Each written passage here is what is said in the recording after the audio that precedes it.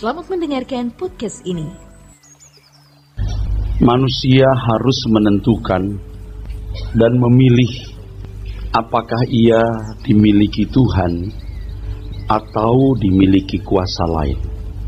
Setiap kita harus memilih dan menentukan apakah dimiliki oleh Tuhan atau dimiliki oleh setan. Tidak mungkin manusia dapat menghindar dari dua kemungkinan ini. Manusia pasti jatuh atas salah satu dari dua opsi tadi. Kalau tidak dimiliki Tuhan, pasti dimiliki setan.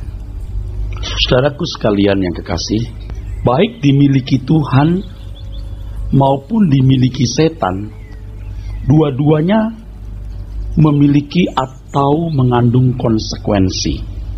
Kalau dimiliki oleh setan, biasanya konsekuensinya belakangan, yaitu di balik kehidupan di bumi hari ini.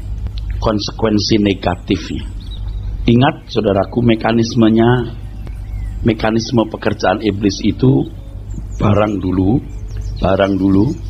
bayar belakangan. Kalau orang merelakan diri dimiliki oleh kuasa kegelapan atau setan, ia boleh berbuat apa saja yang menyenangkan menurut dirinya. Ia boleh menggunakan mulutnya sesuka-suka dia. Ia boleh menggunakan tangan, kaki, mata, telinga, perasaan, pikiran, uang, dan semua potensi yang ada padanya. Bebas. Bumi yang indah yang diciptakan Tuhan ini bisa dinikmati dengan cara apa saja dan dengan sikap hati bagaimana saja. Bebas.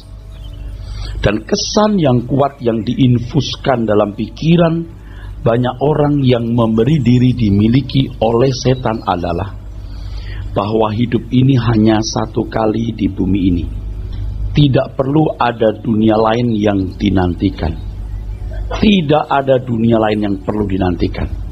Mari kita makan dan minum, sebab besok kita mati. Dan sebagian besar manusia memilih jalan hidup ini. Sebagian besar manusia memilih jalan hidup ini, saudara. Sebaliknya, kalau seseorang rela dimiliki Tuhan, ia harus menyangkal diri dan memikul salib. Ada perjuangan. Perlu saudara ketahui bahwa orang menjadi jahat atau menjadi baik itu tidak bisa mendadak. Orang tidak bisa menjadi baik mendadak, juga tidak bisa menjadi jahat mendadak. Tetapi kita hidup di dunia di mana orang bisa otomatis menjadi jahat walaupun lewat proses waktu. Tapi orang tidak mungkin jadi otomatis baik walaupun lewat proses waktu. Saya ulangi saudara, orang tidak bisa baik mendadak atau jahat mendadak.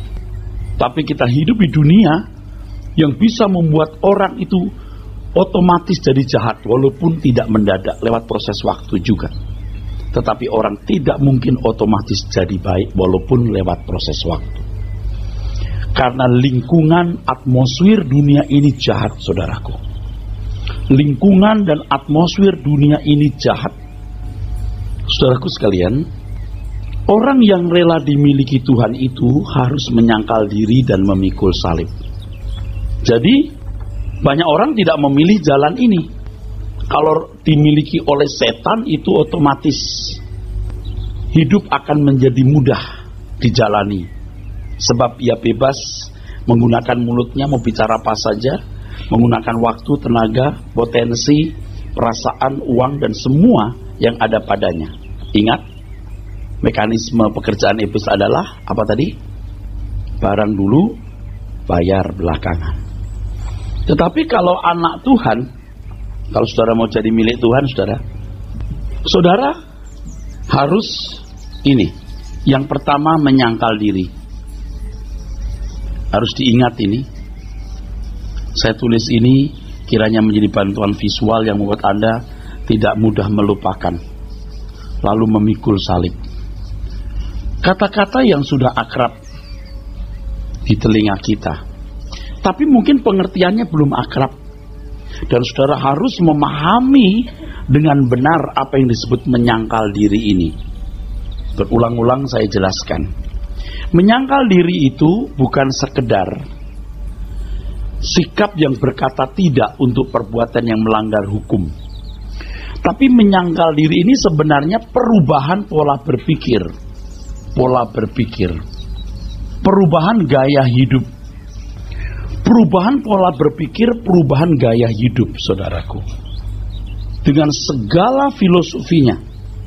Dalam hidup ini, kita harus sungguh-sungguh memahami apa yang diajarkan Tuhan Yesus, yaitu prinsip-prinsip kebenaran yang ditulis di dalam Injil, dan melihat kehidupan Tuhan Yesus sebagai satu-satunya teladan. Jadi menyangkal diri artinya mengubah pola berpikir dengan segala filosofinya dan memiliki gaya hidup yang diajarkan Tuhan Yesus dan yang diteladankan olehnya. Itulah sebabnya kita harus menggali Injil, prinsip-prinsip kebenaran yang terdapat dalam Injil, supaya kita ini memiliki pola berpikir dirubah. Kalau prinsip-prinsip kebenaran itu, saudaraku, kita serap dan merubah pola berpikir kita, disitulah kita ditawan oleh Tuhan, ditawan oleh kebenaran. Ketika seseorang pikirannya ditawan oleh kebenaran, disitulah ia baru dimiliki oleh Tuhan. Jadi sampai seseorang memiliki pikiran perasaan Kristus, baru namanya ia ditawan oleh Tuhan. Dan sampai stage ini, sampai level ini, seseorang baru bisa dianggap, dikategorikan sebagai dimiliki Tuhan. Nah, kalau sudah menyangkal diri, orang akan masuk fase memikul salib. Memikul salib itu, saudaraku, penderitaan, tentu karena usaha, turut mengambil bagian, turut serta menyelamatkan jiwa. Bukan hanya untuk orang yang belum mendengar Injil, tapi orang-orang Kristen yang mendapat pengajaran Injil yang salah, pengajaran Injil yang palsu. Mereka harus dientaskan, saudaraku. Dan ini membutuhkan kerja keras. Jangan masuk wilayah pikul salib kalau belum merubah pola berpikir, ya. Sebab itu kepada para aktivis gereja, Anda tidak boleh berhenti belajar. Harus belajar terus supaya pola berpikirnya diubah. Harus belajar terus sampai gaya hidup kita nanti berubah. Dan ini tidak bisa cepat, tidak bisa mendadak. Semua juga lewat proses. Menjadi baik itu tidak bisa mendadak, jadi jahat itu tidak bisa mendadak. Tetapi dunia kita otomatis membuat orang menjadi jahat walaupun lewat proses waktu. Nah, untuk menjadi baik, dimiliki Tuhan, itu perjuangan. Itulah yang namanya jalan sempit itu, saudaraku. Nah, bagi orang yang memberi dimiliki oleh Tuhan, ia harus dimuridkan hidup. Ia harus dimuridkan hidup, belajar, sekolah kehidupan agar dilayakkan masuk kerajaannya. Dan itu akan menghasilkan pribadi-pribadi yang memiliki pikiran perasaan Kristus. Kalau di sini dimiliki oleh setan, di sini dimiliki Tuhan. Saudara sekalian, proses ini terbatas waktunya. Jangan saudara berpikir proses apakah seseorang mau dimiliki Tuhan atau proses seseorang akan dimiliki setan. Jangan saudara berpikir bahwa proses ini, saudaraku, proses yang berhenti sampai titik kematian. Tetapi ada satu titik di mana seseorang tidak bisa dirubah. Ini titik point of no return. Titik tidak balik. Jadi kalau anak-anak muda menunda bertobat, saudara menunda sungguh-sungguh mencari Tuhan, saudara punya jiwa diwarnai oleh filosofi dunia, Anda sampai titik tidak bisa diperbaiki. Nah, ini yang namanya menghujat roh. Itu namanya menghujat roh. Menghujat roh itu menunjuk kepada satu keadaan di mana seseorang tidak lagi menerima karya Roh Kudus. Sudah tidak bisa lagi dinasehati. Nah, dalam kecerdikannya iblis memproduk orang-orang seperti ini bukan jadi kanibal, anarki, jadi jahat. Nah, baik-baik, santun dalam hidup ini, normal seperti yang lain. Tetapi ia tidak sanggup mencapai standar yang dikehendaki Allah, yaitu memiliki pikiran perasaan Kristus. Ia tidak bisa dimiliki oleh Tuhan. Tidak memiliki pikiran perasaan Kristus, ia tidak bisa dimiliki oleh Tuhan. Sebaliknya, kalau seseorang belajar kebenaran sampai juga point of no return, titik tidak balik, di mana dia tidak akan bisa binasa. Sekali selamat tetap selamat. Nah, sekarang masalahnya saudara ke arah mana? Oleh sebab itu kepada saudara-saudara ya, remaja pemuda yang mendengar ini, jangan anggap sepele. Jangan anggap ringan, nak. Nantilah saya tidak bermaksud mau masuk neraka, saya bukan bermaksud mau jadi jahat.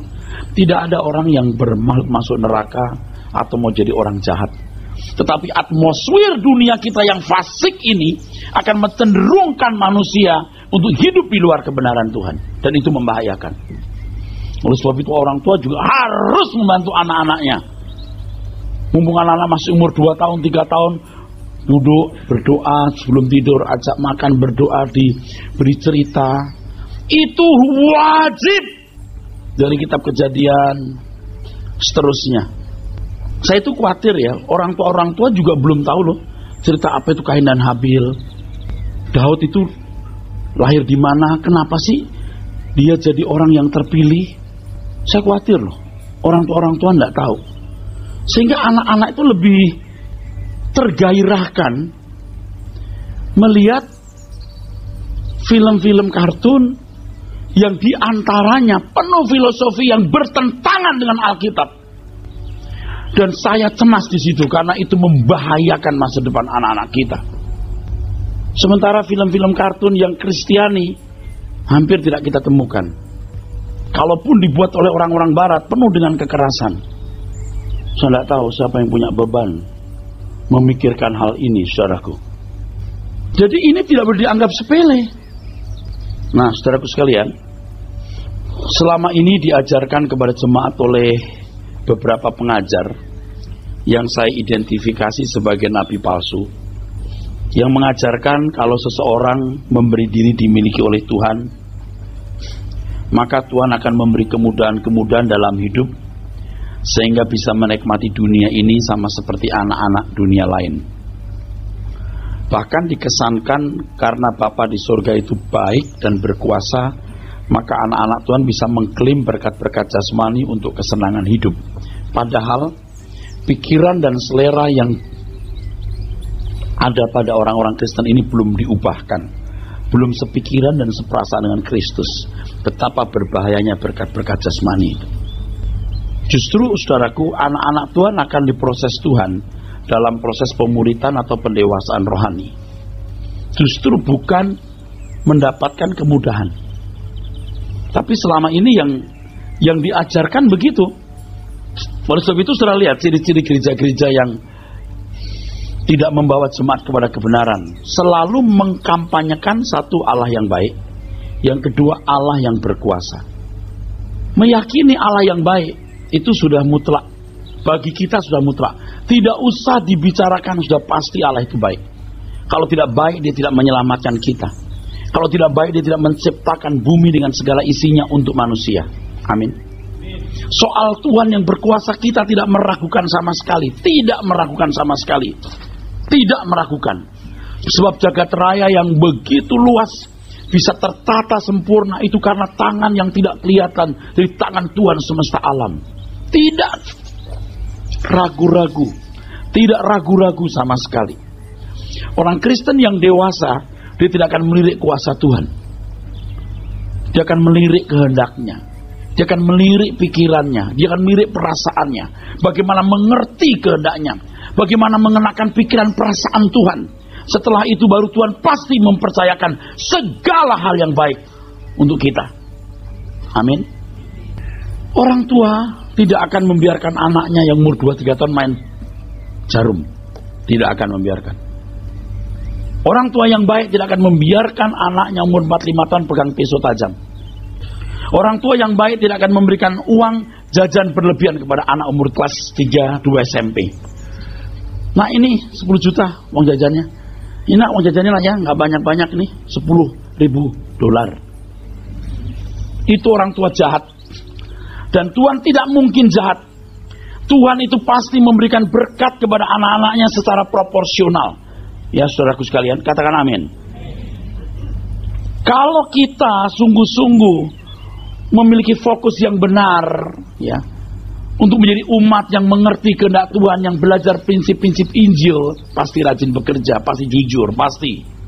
Orang-orang seperti ini tidak mungkin dipermalukan, tidak mungkin, kecuali zaman aniaya. Secara fisik dianiaya, mendapatkan diskriminasi dari pihak orang-orang yang memusuhi Injil.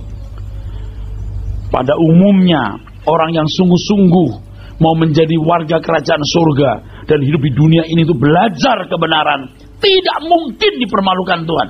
Tidak mungkin. Kalaupun mengalami proses kesulitan ekonomi, itu juga merupakan bagian daripada pembersihan diri, saudaraku. Kalau saya katakan tidak dipermalukan Tuhan, bukan berarti lalu kita mesti naik mobil mewah, rumah kita ada di lokasi perumahan kelas termewah. Tidak harus begitu. The world is not our own home. Dunia bukan rumah kita. Selama ini diajarkan begitu, saudara. Bahkan dewasa ini dipromosikan bahwa iblis yang adalah pencuri, ya, sekarang iblis telah dikalahkan.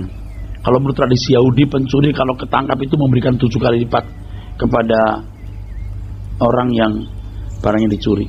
Nah sekarang diajarkan, kita klaim iblis mengembalikan 7 kali lipat. 7 kali lipat dari mana? Coba. Benar-benar saudaraku, tidak ngerti saya. Walaupun seseorang dimiliki Tuhan, bukan berarti lalu ia bisa minta apa saja yang dia anggap sebagai kebutuhan. Justru Tuhan membawa orang itu kepada proses pendewasaan. Di dalamnya termasuk tidak mencintai dunia. Kalau anak umur 4 tahun minta handphone, kita ragu-ragu memberi. Sudah diberi handphone, umur 4-5 tahun oke deh, bisa dikontrol orang tua dia di mana. Tapi itu pun juga belum waktunya punya handphone. Udah umur 7 tahun minta handphone yang harga di atas 6 juta. Untuk apa? Kadang-kadang ya anak kita itu tidak mengerti apa itu kebutuhan, apa itu keinginan. Kalau tahun baru Tionghoa, itu kan anak-anak duitnya banyak itu. Anak saya termasuk membidik beberapa orang yang selalu kasih banyak dia. Nggak tahu sekarang sudah besar apakah masih begitu. Dia yang lebih resek daripada saya. Pap nanti ke rumah ini ya, ke rumah ini, ke rumah ini. Loh, kok kamu rajin banget ya nak? Cici moy, kyong ifa coy, tai cicong, waduh, dapat duit. Nah mamanya sering berkata begini, nah duit itu disimpan. Belum selesai mamanya ngomong, anak saya bilang gini, nanti buat beli buku, tas sekolah. Karena sudah hafal ucapan mamanya. Sudah hafal ucapan mamanya sampai mamanya belum ngomong saja sudah dilanjutkan sendiri. Nanti buat beli buku, beli tas sekolah. Anak-anak belum bisa membedakan mana kebutuhan, mana keinginan. Ini kalau diumbar suka-suka, waduh, nggak karu-karuan. Maka saya pernah menjelaskan bahwa keinginan kita harus difokuskan Tuhan dan kerajaannya, mutlak. Udah. Nah gampang nih, saya bicara ini mudah, prakteknya nggak mudah. Kan banyak orang ya, sudah punya mobil, muncul mobil baru, kalau udah inden tuh udah rasa mantap karena ketinggalan zaman. Jadi sebelum orang punya, dia juga punya, udah punya 2 tahun, setahun setengah muncul lagi, dia beli yang baru lagi. Bukan tidak boleh, kalau anda punya duit beli saja. Tapi kalau dasarnya karena prestis, bahaya. Sering karena prestis, karena kesenangan. Hobi saya begini. Oke, hobi boleh. Tapi kalau hobi itu tidak membuat anda memberkati orang, tidak membuat Anda lebih mengasihi Tuhan, itu akan jadi umpan iblis membinasakan saudara. Anda berkata, Pak, yang wajar saja. Memang saya ngajak hidup gak wajar. Memang hidup gak wajar. Tapi ingat ya, pesan saya, kita harus selalu kelihatan sama di mata manusia. Betul? Padahal beda. Jangan kelihatan dia beda, padahal sama. Haleluya, haleluya melulu, ngomongnya bahasa roh, kelihatannya beda. Prinsip filosofi hidupnya sama tiap hari. Oke. Saudaraku sekalian, jadi Tuhan itu memberi apa yang terbaik. Iblis memberi apa yang kita minta. Pilih mana nih? Iblis bisa memberi apa yang Anda minta, tapi Tuhan memberi apa yang terbaik. Pilih yang mana? Terbaik menurut Tuhan loh. Itu masalahnya. Makanya orang Kristen yang dewasa itu tidak melirik kuasa Tuhan. Dia melirik kehendaknya, isi hati, pikiran, perasaannya. Thy kingdom come, thy will be done. Tapi model sekarang kan klaim. Emangnya temen apa? Saudaraku sekalian, kejatuhan manusia membuat iblis dapat menguasai bumi. Jadi dulu mestinya manusia itu majikan. Tetapi kejatuhan manusia dalam dosa membuat iblis jadi majikan di bumi. Dia berkuasa menyerahkan bumi ini kepada siapa saja yang dia mau serahkan. Lukas pasal 4. Lukas pasal 4 ayat 5 sampai ayat yang ke-8. Lukas pasal 4 ayat 5 sampai ayat 8. Ya. Kemudian ia membawa Yesus ke suatu tempat yang tinggi, dan dalam sekejap mata ia memperlihatkan kepadanya semua kerajaan dunia.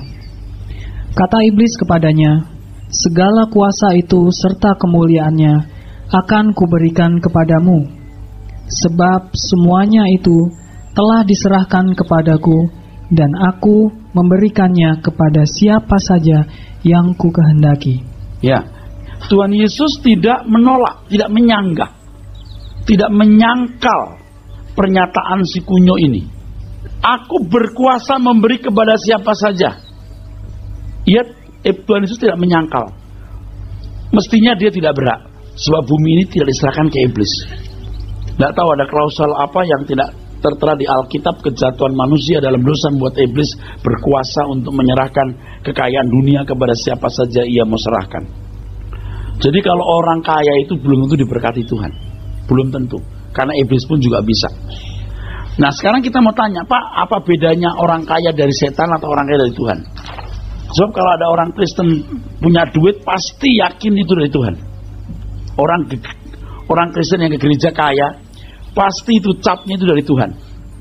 Coba, kalau Anda punya kekayaan itu dikehendaki oleh Allah, itu cirinya satu, membuat Anda mengasihi Tuhan. Membuat Anda mengasihi Tuhan. Tidak akan mencelakai. Tidak akan mencelakai. Tidak akan mencelakai. Tapi kalau kekayaan buat kamu sombong, rusak. Itu setan, jebakan. Yang kedua, menggunakan untuk pelayanan. Pelayanan tidak harus di gereja. Menolong masyarakat dengan motif yang benar itu pelayanan. Menggunakannya untuk pelayanan. Nah, bukan tidak mungkin Tuhan memang memberikan berkat secara finansial kepada seseorang. Itu kalau saya boleh menggunakan kata berkat atau anugerah atau karunia, saya gunakan Tuhan memberikan berkat, anugerah, karunia. Tetapi itu berkat yang harus dipertanggungjawabkan.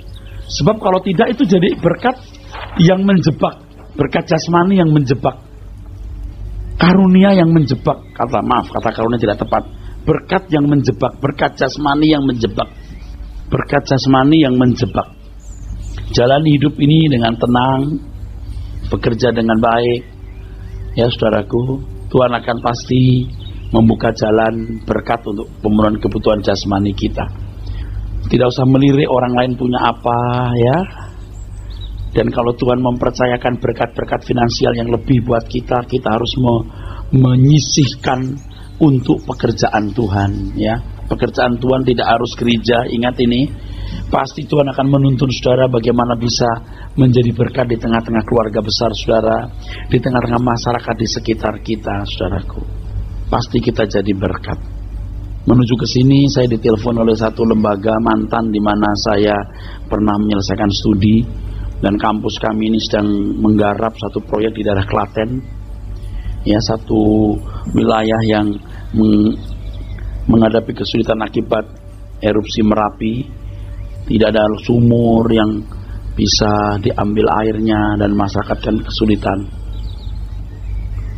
Waktu dia kasih SMS dari kemarin, saya telepon tidak nyambung. Baru tadi waktu jalan kemarin saya telepon nyambung. Saya tanya proyeknya apa, saya minta jelas proposalnya, buat apa, mekanisme bantuannya gimana. Oh, lewat lembaga Pak. Oh, lewat lembaga lebih trust saya kirim. Nanti akan saya kirim.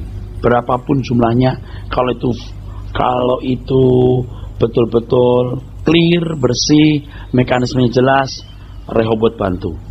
Dan itu juga uang-uang yang saudara pernah berikan yang sekarang masih cukup banyak bersisa yang belum kita realisasikan untuk pendistribusiannya. Sebagian sudah.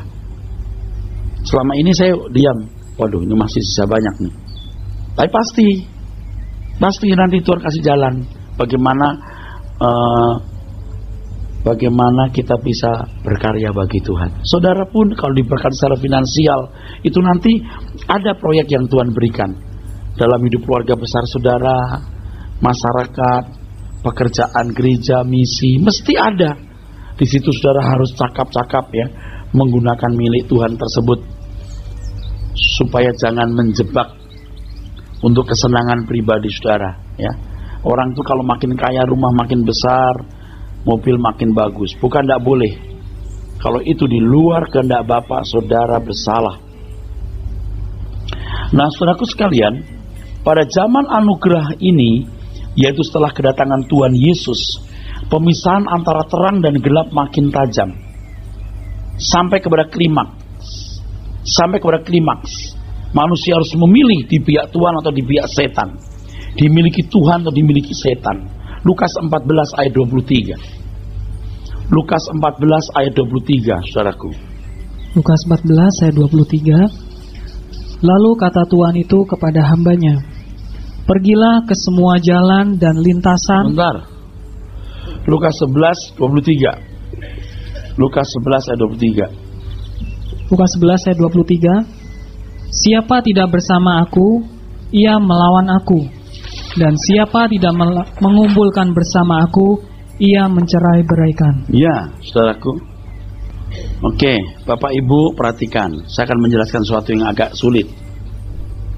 Sebelum zaman anugerah, manusia tidak bisa dituntut untuk sempurna karena memang tidak mampu sempurna dan belum ada fasilitas untuk sempurna. Tetapi zaman anugerah, orang pilihan yang mengenal Yesus sebagai Tuhan dan Juru Selamat, yang menerima Yesus sebagai Tuhan dan Juru Selamat, itu diberi kuasa eksosia untuk sempurna. Kesempurnaan di sini termasuk di dalamnya dimiliki Tuhan sepenuh. Hidup dalam penurutan terhadap kehendak Allah secara mutlak. Hidup dalam kedaulatan Tuhan secara absolut. Dan hal itu diteladankan oleh Tuhan Yesus. Tuhan Yesus telah melakukannya dengan sempurna. Penurutan terhadap kehendak Bapa secara mutlak, dalam kedaulatan Bapa di surga secara absolut. Dan dia menjadi yang sulung di antara banyak saudara. Kalau di perjanjian lama, manusia dihakimi menurut perbuatan. Tapi masuk zaman anugerah, perbuatan baik tidak menyelamatkan. Keselamatan ditentukan oleh sikapnya terhadap salib. Dia menerima salib atau menolak salib. Dan orang yang berkata menerima salib harus dimiliki Tuhan sepenuh-penuhnya. Dan untuk bisa dimiliki Tuhan sepenuh-penuhnya, dia harus memperbarui pola berpikirnya, supaya pikirannya ditawan oleh Tuhan dan dia bisa dimiliki oleh Tuhan. Jadi orang yang menerima salib, mempercayai korban Tuhan Yesus di kayu salib sebagai jalan keselamatan, dia harus dimuridkan, dia harus didewasakan Pola berpikirnya harus diperbaharui. Maka di 1 Petrus pasal 1 ayat 18, bahwa penebusan Tuhan Yesus itu adalah supaya kita bisa diubah dari cara hidup kita yang sia-sia, yang kita warisi dari nenek moyang. Gaya hidup yang baru, pola hidup yang baru. Justru ketika seseorang menerima Tuhan Yesus sebagai juru selamat, dia menghadapi kesulitan. Dia harus masuk sekolah. Ya. Jadi anak gelandangan bangun jam 11 pagi, main-main sampai tengah malam, itu tidak masalah. Begitu jadi anak bangsawan, dia bangun setengah 7 pagi, bangun jam 6 pagi, dia harus disekolahkan, harus dididik untuk bisa mewarisi kekayaan sang bangsawan. Dia harus punya darah aristokrat. Kalau dulu darah gembel, sekarang harus diganti dengan darah aristokrat. Kita punya darah-darah orang berdosa. Kita diadopsi jadi anak-anak Tuhan. Sekarang harus dirubah darahnya. Mindsetnya dirubah. Nah, itulah sebabnya pelayanan ini diselenggarakan. Gereja jadi sekolah Alkitab. Gereja bukan hanya menjadi tempat orang berseremonial, berritual, berliturgi, celebration, memuji-muji kuasa Tuhan dan kebaikan Tuhan. Bukan hanya untuk itu. Gereja tempat untuk belajar, saudaraku sekalian. Galatia 5:24 dan 25. 24 dulu dibaca. Galatia 5 ayat 24. Ayat 24. Barang siapa menjadi milik Kristus Yesus, ia telah menyalibkan daging dengan segala hawa nafsu dan keinginannya. Kalau saya bertanya kepada saudara, apakah saudara milik Kristus? Pasti jawabnya amin. Coba yang lebih tegas. Apakah saudara milik Kristus? Apakah saudara milik Kristus? Coba dibaca ulang ayatnya. Barang siapa menjadi milik Kristus Yesus, ia telah menyalibkan daging dengan segala hawa nafsu dan keinginannya. Apakah saudara sudah menyalibkan daging dengan segala hawa nafsunya? Nah, sebagai orang tua rohani saya cemas. Kalau saya mengatakan cemas karena saya sudah mencemaskan diri saya. Saya sudah mencemaskan diri saya. Saya sudah belajar. Dan ternyata tidak mudah. Juga tidak sukar, tetapi sangat sukar. Prosesnya harus dijalani panjang. Nanti akan lebih mudah memang. Sampai itu menjadi irama hidup kita. Menyalipkan daging dengan segala hawa nafsu itu tidak mudah, saudara. Tidak otomatis. Harus diperjuangkan. Saya tahu Anda bukan orang-orang jahat. Anda orang-orang baik. Bahkan mungkin dapat acungan jempol. Orang-orang sopan dan santun di dunia ini. Saudara ke gereja, saudara juga mungkin membantu pekerjaan misi dengan keuangan dan lain sebagainya. Tetapi, saudara tidak mencapai target yang Tuhan kehendaki. Memiliki kesempurnaan Kristus, pikiran dan perasaan Kristus. Saudara jangan menganggap itu, waduh sulit. Ya memang sulit, sangat sukar. Tapi kalau dijalani bisa dicapai. Kalau dijalani bisa dicapai. Kalau anak SMP melihat orang di wisuda, rasanya sulit. Jadi dokter, waduh, sulit. Tetapi saudaraku sekalian, kalau kita jalani terus, sampai juga. Kalau tidak pernah menjalani, tidak akan sampai. Tidak ada yang mudah kalau tidak dibiasakan. Tapi tidak ada yang sukar kalau dibiasakan. Kita harus punya tekad. Kita harus punya niat. Kita harus serius. Kalau saya sering menggunakan istilah nekat. Semua yang kita nekati itu bisa kita capai. Kalau untuk cita-cita, untuk hobi kita bisa nekat dan kita bisa capai. Kenapa kita tidak nekat untuk hal ini? Menjadi pribadi yang dimiliki oleh Tuhan.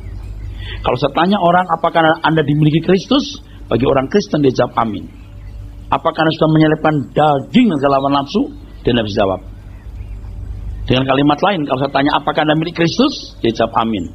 Tapi saya harus mengatakan sayang, Tuhan tidak bisa memiliki Anda karena Anda memiliki diri Anda sendiri. Dan setan itu begitu. Setan itu begitu, memberikan keselamatan modelnya, the salvation of Satan, yaitu kamu boleh suka-suka, kamu boleh bebas, buat ini buat itu, suka-suka kamu, bebas kan, selamat. Tidak, ingat setan itu barang dulu, bayar belakangan. Kalau Tuhan, bayar dulu, barang belakangan. Tapi banyak orang Kristen diajar salah nabi palsu, barang dulu, tidak bayar belakangan. Tidak ada salib, tapi kita selamat. Gimana? No crown without cross. Tidak ada mahkota tanpa salib. Ayat 25 dibaca. Jikalau kita hidup oleh Roh, baiklah hidup kita juga dipimpin oleh Roh. Saudara, di perjanjian lama orang tidak bisa dituntut sempurna. Kenapa? Karena roh tidak sanggup menguasai jiwa. Sebelum manusia jatuh dalam dosa, roh ini yang menguasai jiwa. Jiwa mengendalikan seluruh hidup. Masih satu frekuensi. Tetapi kejatuhan manusia dalam dosa, roh penurut, protumos. Tapi daging astenes, strengthless. Roh tidak mampu lagi menguasai jiwa. Jiwa mengendalikan hidup. Akhirnya bagaimana warna jiwa tergantung dari input. Dari input dari luar, inputnya. Tapi saudara jangan anggap input ini selalu buruk. Kalau inputnya baik, jiwa juga bisa baik. Dan makanya banyak orang non-Kristen juga baik, karena inputnya baik. Nah di perjanjian lama, Taurat itu mendidik lewat telinga mata, mewarnai jiwa. Ada orang-orang baik. Dan mereka akan diyakini menurut perbuatan. Tapi masuk dekade perjanjian baru, zaman anugerah, roh ini dihidupkan. Tuhan memberikan Injil, Injil kuasa Allah, memuat prinsip-prinsip kebenaran yang diinfuskan, mewarnai jiwa. Lalu Roh Kudus menolong untuk mengerti kebenaran. Jadi bicara mengenai Roh Kudus itu, yang penting adalah bagaimana Roh Kudus menolong seseorang mengerti kebenaran. Ini fungsi utamanya, membawa kita kepada segala kebenaran. Nah gereja-gereja yang mulai menyimpang kalau bicara Roh Kudus mesti bahasa roh, mesti nubuat. Bukan salah, meleset. Memang karunia roh benar, bahasa roh iya. Tapi main duty dari Roh Kudus adalah menuntun orang kepada segala kebenaran. Ini diwarnai oleh Injil. Baru satu frekuensi. Satu frekuensi di sini. Nah kalau sudah satu frekuensi, itu hidup menurut roh namanya, betul? Dipimpin oleh roh, betul? Baru orang itu mengerti kehendak Tuhan, apa yang baik, yang berkenan, dan yang sempurna. Nah orang itu melakukan kehendak Tuhan sampai sedetil-detilnya, bukan hanya melakukan hukum. Nah orang ini ditawan oleh roh, tawanan roh, ditawan oleh Tuhan. Nah orang seperti ini baru dimiliki Tuhan. Bisa ngerti nggak kalau pria lagi jatuh cinta ke wanita, lalu wanita ngatur-ngatur itu si laki-laki, sampai mamanya bilang kamu itu kayak ditawan oleh pacarmu. Sebaliknya ada juga orang tua yang menguasai anak laki-lakinya sampai istrinya bohwat, putus asa. Udah lu kawin sama malu aja dah. Paham maksudnya? Kita ini ditawan siapa? Ditawan Tuhan atau ditawan kuasa lain? Nah orang yang mau dimiliki Tuhan harus berjuang sampai dia bisa dimiliki Tuhan sepenuhnya. Amin.